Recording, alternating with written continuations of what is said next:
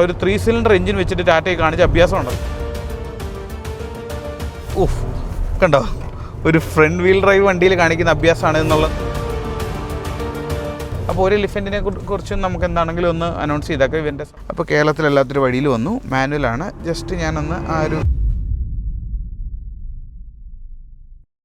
നമ്മുടെ Tata company customer feedback ഒത്തിരിയധികം കേൾക്കുന്നുണ്ടെന്നുള്ളൊരു എക്സാമ്പിളാണ് നമ്മുടെ കൂട്ടത്തിൽ ഇന്നുള്ള പഞ്ചിൻ്റെ ഐ ടർബോ, അതായത് അവരുടെ ടർബോ ചാർജ്ഡ് എഞ്ചിൻ വരുന്ന പെട്രോൾ എഞ്ചിൻ ഓപ്ഷൻ എന്ന് പറയുന്നത്. അതായത് കുറച്ചുകൂടെ പെപ്പി ആയിട്ടുള്ള, കുറച്ചുകൂടെ ഒരു സ്പ്രിൻ്റ് റൺ ചെയ്യാനൊക്കെ പറ്റുന്ന, അതായത് ഞാൻ സ്പ്രിൻ്റ് എന്ന് പറഞ്ഞതിൻ്റെ റീസൺ എന്താണെന്ന് പറഞ്ഞാൽ നമ്മുടെ CNG വേരിയൻ്റ് അല്ലെങ്കിൽ നോർമൽ പെട്രോൾ എഞ്ചിൻ എന്ന് പറയുന്നത് ഒരു മാരത്തോൺ റൺ ചെയ്യുന്ന എഞ്ചിനാണെന്നുണ്ടെങ്കിൽ നമുക്ക് താണ്ട് ഇവനെ ഇതൊരു പെപ്പി എഞ്ചിൻ അല്ലെങ്കിൽ ഒരു സ്പ്രിൻ്റർ എന്ന് നമുക്ക് വിളിക്കാൻ പറ്റും.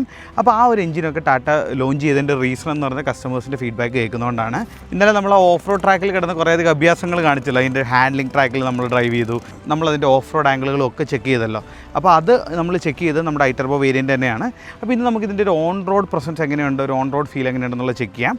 അപ്പോൾ എല്ലാവർക്കും ഡോക്ടർ ഡ്രൈവിൻ്റെ പുതിയൊരു വീഡിയോയിലേക്ക് സ്വാഗതം. ആദ്യം തന്നെ നമുക്ക് ഈ എലിഫൻറ്റിനെ കണ്ട് സ്റ്റാർട്ട് ചെയ്യാം.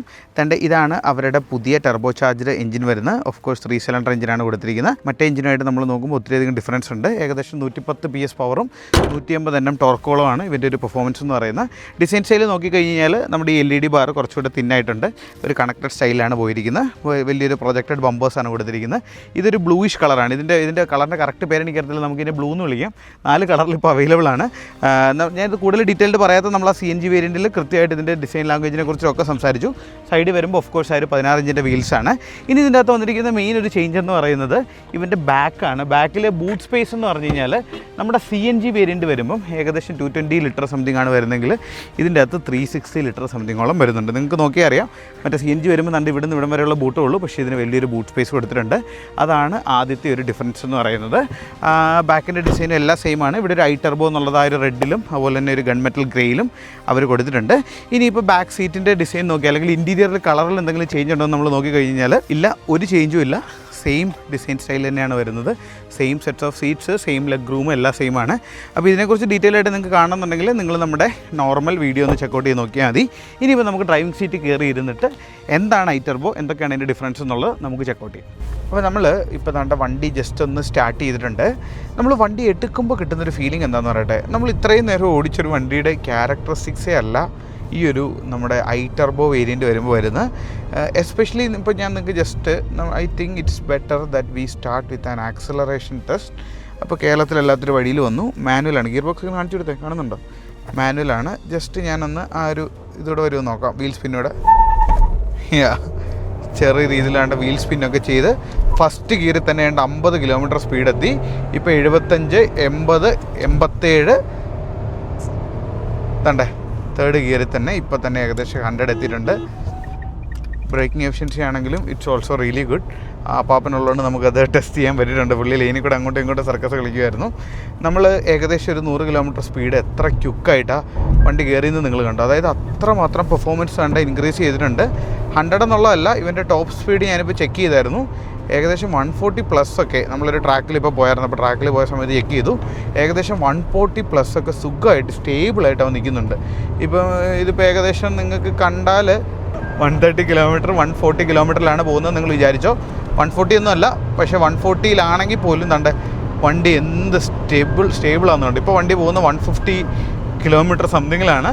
എത്ര പെട്ടെന്നാണ് അവൻ്റെ സ്പീഡ് കയറിയെന്നുള്ളതും. അത് മാത്രമല്ല, സ്പീഡ് മാത്രം കയറിയിട്ട് കാര്യമില്ല, ബ്രേക്ക് കൂടെ വേണമല്ലോ. അത്യാവശ്യം നല്ല ബ്രേക്കിംഗ് എഫിഷ്യൻസിയും വേണ്ടേ അവന് വരുന്നുണ്ട്. നമുക്ക് ഇത്രയും ടോപ്പ് സ്പീഡിൽ നിന്നാണെങ്കിലും വണ്ടീനെ പിടിച്ച പോലെ പിടിച്ച് നിർത്താൻ പറ്റുന്നുണ്ട്.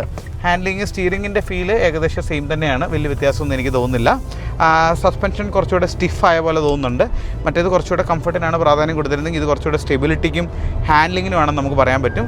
വെഹിക്കിൾ താണ്ട് അടിപൊളിയായിട്ട് താണ്ട് പണ്ടത്തെ ഒരു ഹോട്ട് ഹാച്ചുകളെന്നൊക്കെ പറയാൻ പറ്റുന്ന രീതിയിൽ ഇവന് ഹാൻഡ്ലിങ് ഇമ്പ്രൂവ് ആയിട്ടുണ്ട്.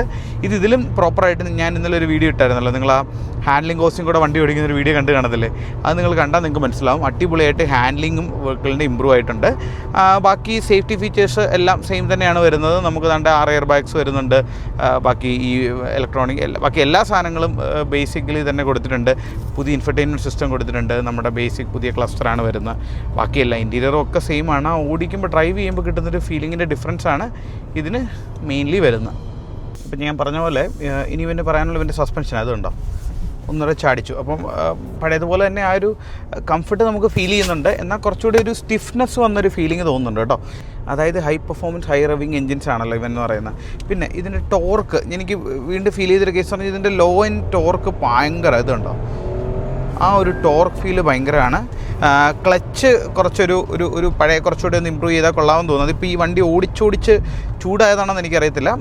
എൻജിൻ ഭയങ്കര അടിപൊളിയാണ്. അതിൻ്റെ ഹാൻഡ്ലിങ് വേറെ ലീഗായിട്ടുണ്ട്. ക്ലച്ചിൻ്റെ കേസിലും ഗിയറിൻ്റെ കേസിലും ഇവന്മാർ ഒരു മിക്കവാറും ടാറ്റ മോസ്റ്റ് പ്രോബ്ലി ഒരു ഓട്ടോമാറ്റിക്കൂടെ കൊണ്ടുവരുമായിരിക്കും. പക്ഷേ ആ ഒരു മാനുവൽ ഫീൽ വേണ്ടവർക്ക് ഇപ്പോൾ എന്താണെങ്കിലും ചൂസ് ചെയ്യാൻ പറ്റുന്നൊരു ഓപ്ഷൻ തന്നെയാണ് ഈ ഒരു പഞ്ച് എന്ന് പറയുന്നത്. ഇനിയിപ്പോൾ കുറച്ചുകൂടെ ഒരു കംഫർട്ടാണ്, കുറച്ചുകൂടി ഒരു ഫാമിലി കാറാണ് നോക്കുന്നതെന്നുണ്ടെങ്കിൽ, കുറച്ചുകൂടെ മൈലേജിനാണ് പ്രിഫറൻസ് കൊടുക്കുന്നുണ്ടെങ്കിൽ ഉറപ്പായിട്ടും നമ്മുടെ നോർമൽ വേരിയൻസിലേക്ക് പോകാൻ പറ്റും. ഇനി അതല്ല ഈ പറഞ്ഞ ഈ ഒരു ഫീലാണ് നമുക്ക് വേണ്ടെന്നുണ്ടെങ്കിൽ, അപ്പോൾ ഞാൻ നിങ്ങളോട് മുമ്പേ പറഞ്ഞില്ലേ ഏകദേശം 150 എടുത്ത് കയറി എന്നുള്ളത്. നിങ്ങൾ സ്പീഡോമീറ്റർ തെറ്റിക്കിടക്കുക, ഇതിൻ്റെ കംപ്ലയിൻ്റ് ആയിരുന്നു. 157 കിലോമീറ്റർ ഇത് കയറി, എന്നിട്ടും അവൻ അനങ്ങുന്നില്ലായിരുന്നു, കുലുങ്ങുന്നില്ലായിരുന്നു, അതുപോലെ സ്റ്റേബിളായിരുന്നു. ഇനിയിപ്പോൾ ഞാൻ ഏകദേശം ഒരു 100ൽ നിന്ന് ബ്രേക്ക് പിടിച്ച് കാണിച്ചു തരാം. നല്ല പഞ്ചി ആയിട്ടുള്ള ബ്രേക്കിംഗ് കൂടെയാണ്. പിന്നെ ഇതിന് ഓഫ് റോഡ് കേപ്പബിലിറ്റീസ് ആണെങ്കിൽ അത്യാവശ്യം നല്ല ഓഫ് റോഡ് കേപ്പബിലിറ്റീസ് വരുന്നതുകൊണ്ട് നമുക്ക് ആ ഒരു പെർസ്പെക്റ്റീവിൽ യൂട്ടിലൈസ് ചെയ്യാൻ പറ്റും. അപ്പോൾ ഞാൻ ഇതിൻ്റെ അകത്ത് ഒത്തിരി ഡീറ്റെയിൽഡ് ആയിട്ട് പറഞ്ഞ് നിങ്ങളെ വെറുപ്പിക്കുന്നില്ല. കാരണം വെച്ച് കഴിഞ്ഞാൽ we have already done another video, you can check that out.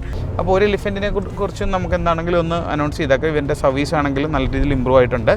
പുതിയ ടാറ്റ എടുത്തത് 2-3 കൊല്ലത്തിനുള്ളിൽ ടാറ്റയുടെ ചേഞ്ച് എന്ന് പറഞ്ഞാൽ ഡ്രാസ്റ്റിക് ആണ്. അപ്പോൾ നമ്മൾ ഇവരുടെ സർവീസ് ആൾക്കാർ അല്ലെങ്കിൽ ടാറ്റയുടെ ഏറ്റവും ടോപ്പിൽ നിൽക്കുന്ന ആൾക്കാരുടെ അടുത്തൊക്കെ സംസാരിച്ചപ്പം അവരും പറഞ്ഞത് ദേ നോ അവർക്ക് ഇനിഷ്യലി ഒരു കുറച്ചും കൂടെ ഇമ്പ്രൂവൈസേഷൻ വേണ്ടതുണ്ടായിരുന്നു. And they have doing everything in their control to do that and we can feel that improvement. Especially നമ്മുടെ കൊച്ചിയിലൊക്കെ എടുത്തു കഴിഞ്ഞാൽ, കേരളത്തിലൊക്കെ എടുത്തു കഴിഞ്ഞാൽ ഇപ്പോൾ എത്രമാത്രം പുതിയ ഷോറൂമുകൾ വന്നു. ലെക്സോൺ ടാറ്റ ഭയങ്കര അഭിപ്രായമാണ് ഓൾ കേരള ലെവലിൽ അവരുടെ ഫീഡ്ബാക്ക് എന്ന് പറയുന്നത്. 2 മറ്റേ ഗോകുലം മോട്ടോഴ്സ് നല്ലതാണ്. അപ്പോൾ നിങ്ങൾ സ്പെസിഫിക് ആയിട്ട് ആരെങ്കിലുമൊക്കെ നോക്കിയ സർവീസ് സെൻ്ററുകൾ നോക്കുക. പഴയ ഉണ്ടായിരുന്ന കുറേ സർവീസ് സെൻ്ററുകളെ ടാറ്റ തന്നെ ചേഞ്ച് ചെയ്തിട്ടുണ്ട്. നിങ്ങൾ നോക്കിയാൽ അറിയാം.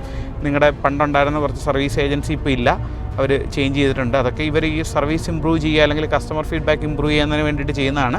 വണ്ടി ശരിക്കും കൊള്ളാം കേട്ടോ.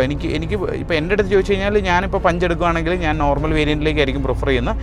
എനിക്ക് ഓട്ടോമാറ്റിക്കാണ് കുറച്ചുകൂടി ഇഷ്ടപ്പെട്ടത്. ആ AMD എനിക്ക് ഭയങ്കര സ്മൂത്തായിട്ട് ഫീൽ ചെയ്തു. ഇത് കുറച്ച് കണ്ടോ, ആ ചാട്ടം നമ്മൾ അറിഞ്ഞു പോലില്ല. ഇതിനി ഇങ്ങനെ പോകുന്ന വഴിക്ക് ഇങ്ങനെ ഒരു പെപ്പി ഫീലിൽ പോകണമെന്നുണ്ടെങ്കിൽ ദിസ് ഈസ് ഗുഡ്. 6 സ്പീഡ് കേട്ടോ, 6 സ്പീഡ് ട്രാൻസ്മിഷനാണ് വരുന്നത്.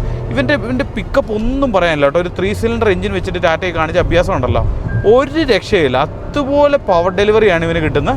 നിങ്ങളിത് ഡ്രൈവ് ചെയ്താൽ ഈ ഒരു ഫീല് വേണ്ട ഒരാളാണെന്നുണ്ടെങ്കിൽ അത് എക്സ്ട്രാ ഓർഡിനറി എന്ന് പറഞ്ഞാൽ എക്സ്ട്രാ ഓർഡിനറി. ഇപ്പം ഞാൻ ഏകദേശം 100 above 130 എത്രയോ ഒരു സ്പീഡിലായിരുന്നു. ജസ്റ്റ് ഞാനത് ചെരിച്ച് നിർത്തിയാൽ പോലും ഉണ്ടോ, ഇത് ക്ലോസ്ഡ് ഹൈവേ ആണ് കേട്ടോ. ആരും don't try this at any public roads. അപ്പം ഇത് കണ്ടോ, അതിൻ്റെ ഒരു എഫിഷ്യൻസി, അതിൻ്റെ ഒരു ഹാൻഡ്ലിങ് സ്റ്റിഫ്നെസ്സും കണ്ടോ. അതുകൊണ്ടാണ് ടാറ്റയ്ക്ക് ഇത്രയധികം സെയിൽസ് വരുന്നതെന്നാണ് എൻ്റെ ഒരു വിശ്വാസം. അപ്പോൾ ഇതൊക്കെയാണ് എനിക്ക് നിങ്ങളുടെ അടുത്ത് പറയാനുള്ള ഈ ഒരു ഐ ടെർബോ വേരിയൻറ്റിൻ്റെ ഒരു റിവ്യൂ എന്ന് പറയുന്നത്. So this is your Deepak Rajan, doctor drive signing off and with Anil Jose.